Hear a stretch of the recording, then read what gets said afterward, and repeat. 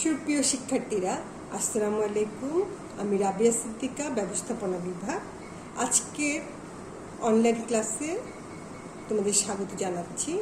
দ্বাদশ উচ্চ মাধ্যমিক ছাত্রীদের আমরা পড়ছি ফিনান্স ও ব্যাংকিং বিমা দ্বিতীয় পত্র। আজকে আমাদের ক্লাস ব্যাংক তহবিলের উৎস ও ব্যবহার নিয়ে। গত কয়েকটা ক্লাসে আমি তোমাদের সাথে বাণিজ্যিক ব্যাংক শেষ করেছি। আজকে নতুন চ্যাপ্টার ধরার কথা এবং সেই ধারাবাহিকতায় আমি ব্যাংক তহবিল উৎস ও ব্যবহার আজকে শুরু করেছি।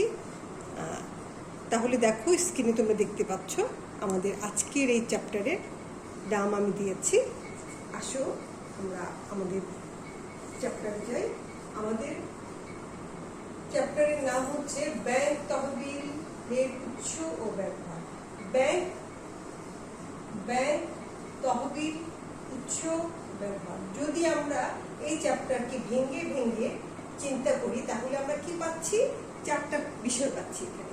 একটা হচ্ছে ব্যাংক, তারপর এসছে তহবিল, এরপর উৎস ও এরপর ব্যবহার।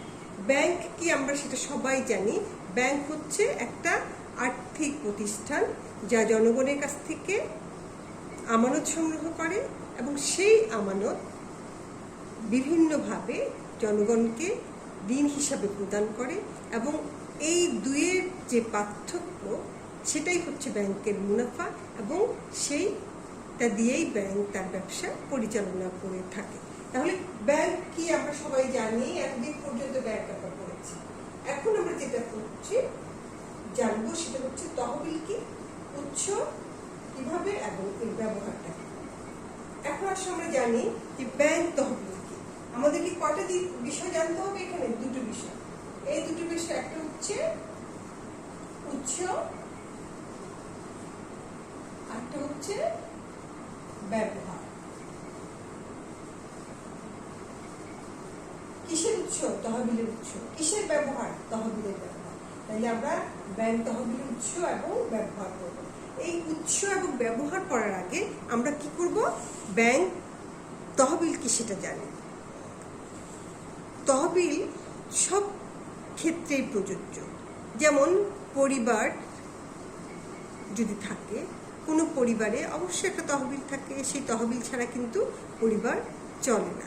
যেমন তোমাদের বাবার বা মায়ের যারা সংসার পরিচালনা করছেন তাদের নিশ্চয়ই একটা তহবিল আছে। যেমন আমরা জানি ছোটবেলা থেকে বা যুগ যুগ ধরে আমরা দেখে আসছি একটা আলমিরা থাকে। সেই আলমিরিতে কি বাবা মা এনে টাকাগুলো রাখেন। আজকাল যদিও ব্যাংকে রাখেন, ব্যাংক থেকে অল্প অল্প করে খরচ করে, কিন্তু আমাদের ট্রেডিশনালি আমরা যা দেখেছি আমাদের দেশে সেই অতীত থেকে, সেই জন্মলগ্ন থেকে আমরা দেখছি কি একটা আলমারি থাকে, আলমারিতে টাকা সঞ্চিত থাকে বা রাখা থাকে, সেখান থেকে অল্প অল্প করে নিয়ে নিয়ে পরিবারগুলো খরচ করে। ঠিক তেমনি অন্য কোনো ব্যাংক ছাড়া, আর্থিক প্রতিষ্ঠান ছাড়া অন্য কোনো শিক্ষা প্রতিষ্ঠান অথবা কোনো সামাজিক প্রতিষ্ঠান বা কোনো ব্যবসায়িক অন্য যে কোনো প্রতিষ্ঠানে যদি পড়বো, তাহলে আমরা দেখছি সে প্রত্যেকটা জায়গায়, প্রত্যেকটা প্রতিষ্ঠানের একটা তহবিল থাকে। সেই তহবিলগুলো কি? এখন আমরা যদি এই তহবিল নিয়ে আলোচনা করি তাহলে তহবিল কি? ব্যবসায়িক প্রয়োজনে নিজস্ব এবং বাইরের বিভিন্ন উৎস থেকে সংগৃহীত অর্থই হচ্ছে তহবিল, যদি ব্যবসার ক্ষেত্রে এটা চিন্তা করি। আর পরিবারের ক্ষেত্রে তো হচ্ছে যে আয় উপার্জন, সেটা যখন রাখা হয় একটা জায়গায় সেটা হচ্ছে তহবিল। আর ব্যাংকের বেলায় যখন আমরা চিন্তা করব, ব্যাংকের তহবিলটা কি? ব্যাংকের তহবিলটা হচ্ছে ব্যাংকের প্রথমে যখন ব্যাংক সৃষ্টি হয়েছে, একটা ব্যাংক যখন জন্ম নেয় তখন ব্যাংক যে তহবিলটা, যে টাকাটা নিয়ে শুরু করে সেটা তার প্রাথমিক তহবিল।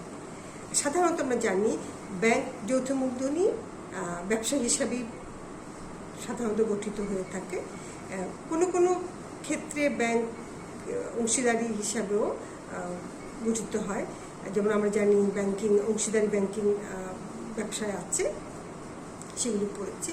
এখন যেভাবেই হোক ব্যাংকের প্রথম যে আমানত সেটা হচ্ছে ব্যাংকের নিজস্ব সংগৃহীত অর্থ, সেটা ঋণ হিসাবেই হোক অথবা শেয়ার বিক্রয়লব্ধ অর্থই হোক। এরপর যেটা আসছে সেটা হচ্ছে ব্যাংকের কি বিভিন্ন আমানতগুলো। আচ্ছা, আমানত যাওয়ার আগে আমরা একটা কথা একটু বলবো যে আমরা জানি যে ব্যাংক একটা আর্থিক প্রতিষ্ঠান, এবং আর্থিক প্রতিষ্ঠান হিসেবে ব্যাংকের সওদা কি? ব্যাংকের সওদা হচ্ছে অর্থ। অন্যান্য ব্যবসায়ের সওদা, এক ব্যবসায়ের সওদা এক রকম হয়, যেমন চাল ব্যবসায়ী সওদা চাল, হ্যাঁ, তারপর যারা বইয়ের লাইব্রেরি, বই বিক্রি করে তাদের সওদা বই, কিন্তু ব্যাংকের সওদা কি? অর্থ, টাকা। তাহলে ব্যাংক করে এই ধরনের অর্থই কিন্তু ব্যাংকের প্রধান উপকরণ, কাঁচামাল। তো এই কাঁচামালটা ব্যাংক কি করে? বিভিন্ন জায়গা থেকে সংগ্রহ করে। এই সংগ্রহের ধরনগুলো কি? নিজস্ব উৎস, এছাড়াও ব্যাংক বিভিন্ন জনের কাছ থেকে ঋণ নেয়, কেন্দ্রীয় ব্যাংকের কাছ থেকে ঋণ নিতে পারে, অথবা জনগণের কাছ থেকে যে আমানতকৃত অর্থগুলো ব্যাংক জমা রাখে, সেটাও এক ধরনের ব্যাংকের ঋণ। এগুলো একসময় ব্যাংককে পরিশোধ করতে হবে। তাহলে আমরা কি দেখছি? নিজস্ব ও বিভিন্ন উৎস থেকে সংগৃহীত অর্থগুলোই হচ্ছে ব্যাংক তহবিল। তাহলে আমরা ব্যাংকের তহবিল হিসাবে কি আখ্যায়িত করতে পারি? ব্যাংকের নিজস্ব অর্থ এবং বিভিন্ন উৎস থেকে সংগৃহীত অর্থই হচ্ছে ব্যাংক তহবিল। তাহলে আমরা তহবিলটা কি জেনে গেলাম? দুটো কথা এখানে বলেছি, নিজস্ব সংগৃহীত অর্থ এবং অন্যান্য উৎস থেকে সংগৃহীত যে বিভিন্ন টাকাগুলো, সেগুলি হচ্ছে ব্যাংক তহবিল। আচ্ছা, আমি এখানে লেখার জায়গা নেই, আমি লিখতে পারছি না, আমি দেখাচ্ছি তোমাকে।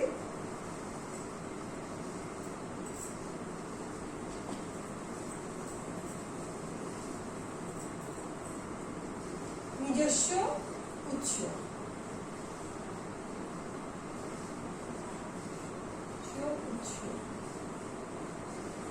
ও বিভিন্ন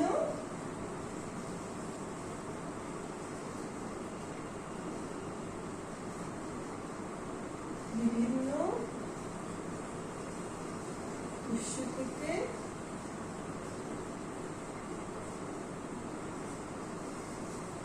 সংগৃহীত অর্থ। এই দুটো আমরা পেলাম, 1, 2। এই দুটোর সাথে আমরা আরো কিছু যোগ করব, সেটা হচ্ছে কি? সঞ্চিত তহবিল। ব্যাংকের শেয়ার বিক্রয়লব্ধ অর্থ হচ্ছে নিজস্ব উৎস।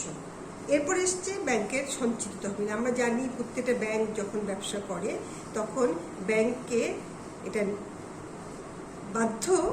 বাধ্যগতভাবে যেটা ব্যাংকে রাখতেই হয়, সেটা কেন্দ্রীয় ব্যাংকের নির্দেশ অনুযায়ী প্রত্যেকটা ব্যাংক যে মুনাফা অর্জন করে তার সবটা শেয়ার হোল্ডারের মধ্যে কিন্তু বন্টন করতে পারে না।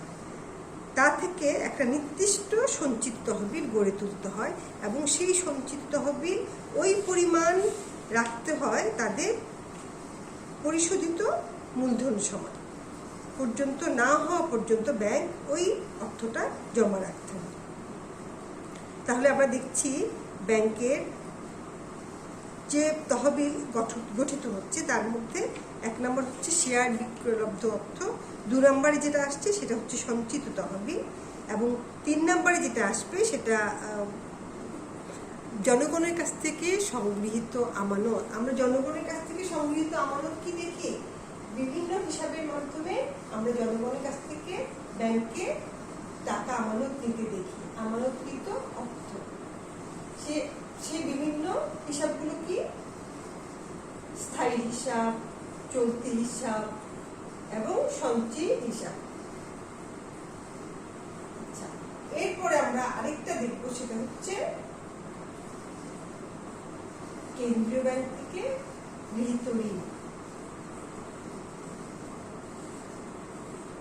কেন্দ্রীয় ব্যাংক থেকে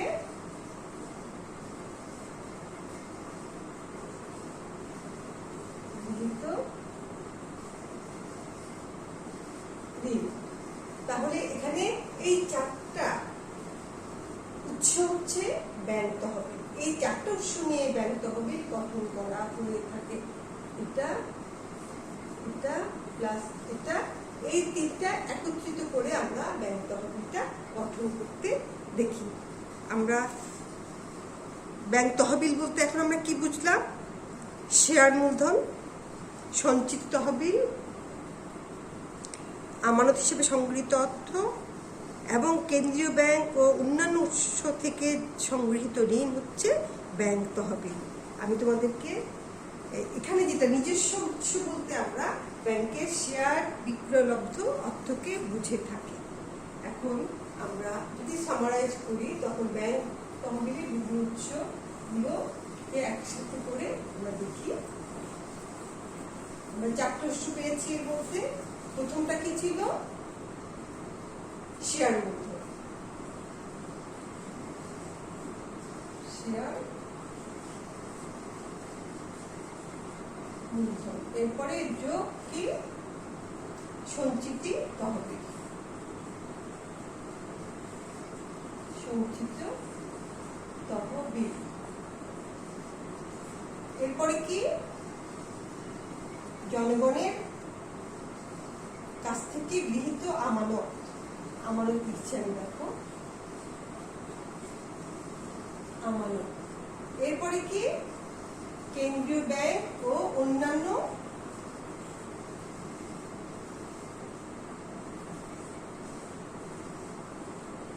ব্যাংক ও অন্যান্য প্রতিষ্ঠান থেকে গৃহীত ঋণ।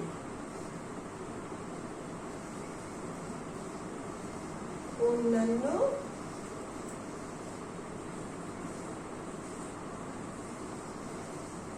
প্রতিষ্ঠান থেকে গৃহীত ঋণ। প্রতিষ্ঠান থেকে গৃহীত ঋণ। তাহলে ব্যাংক তহবিল হচ্ছে এই চারটার সমন্বিত যে অর্থ, সেটাই হচ্ছে ব্যাংক তহবিল। তোমরা একটু খেয়াল করো স্ক্রিনে, আমরা প্রথমে ব্যাংক কি জেনেছি, তারপর যে তহবিল, তহবিল কি সেটা সম্পর্কে আমরা এখন ধারণা পেলাম। তহবিল হচ্ছে ব্যাংকের নিজস্ব শেয়ার মূলধন এবং বন্টিত মুনাফা সম্পূর্ণ বন্টন না করে যে পরিমাণ সঞ্চিত তহবিল হিসাবে রাখে সেইটুকু। এরপরটুকু হচ্ছে জনগণের কাছ থেকে যে আমানত সংগ্রহ করে বিভিন্নভাবে, সেই আমানতটুকু। এবং লাস্ট হচ্ছে কেন্দ্রীয় ব্যাংক এবং অন্যান্য প্রতিষ্ঠান থেকে যে ঋণগুলো নিয়ে থাকে সেগুলো। তাহলে এই চারটার সমন্বয়ে একটা বাণিজ্যিক ব্যাংক তার তহবিলটা গঠন করে থাকে। আজকে আমরা পড়লাম ব্যাংক কি এবং ব্যাংক তহবিল কি। আমরা এই তহবিলকে কিভাবে ব্যাংক কাজে লাগায়। ব্যাংক তো আর তহবিল নিয়ে বসে থাকে না, ব্যাংক নিশ্চয়ই এই তহবিলগুলোকে কাজে লাগিয়ে ব্যবসা করে। এই কাজে লাগানোটা কি, কিভাবে এরা ব্যবহার করে। তাহলে আমরা উৎস, ব্যাংক তহবিলের উৎসটা আমরা পড়ে ফেলছি। শেয়ার মূলধন, সঞ্চিতি তহবিল, আমানত এবং কেন্দ্রীয় ব্যাংক অন্যান্য প্রতিষ্ঠান থেকে গৃহীত ঋণ। তাহলে ব্যাংক তহবিলের উৎস আমাদের শেষ, এতটুকু আমাদের শেষ। আমরা এরপরে এটা নিয়ে পড়াশোনা করব। আমরা আগামী ক্লাসে ব্যাংক তহবিলের দীর্ঘমেয়াদী এবং স্বল্পমেয়াদী দুটো উৎস আছে, সেটা নিয়ে আলোচনা করব। খুব ছোট একটা প্রশ্ন, এটা বড় কোনো উদ্দীপক হিসাবে আসে না, এটা ছোট প্রশ্ন হিসাবে আসে। তারপরে আলোচনা করতে হবে। এটা আলোচনা করে আমরা ব্যাংক ঋণ কি, ব্যাংকের আগাম কি, এগুলো নিয়ে আলোচনা করব। আজকে এই পর্যন্তই। আজকে আমরা কি পড়লাম? ব্যাংক তহবিলের ধারণাটা নিলাম। আগামী ক্লাসে ইনশাল্লাহ আমরা এর উৎসের ব্যবহারে চলে যাব। তাহলে আজকে এই পর্যন্তই। আল্লাহ হাফিজ। সুস্থ থাকো, ভালো থাকো।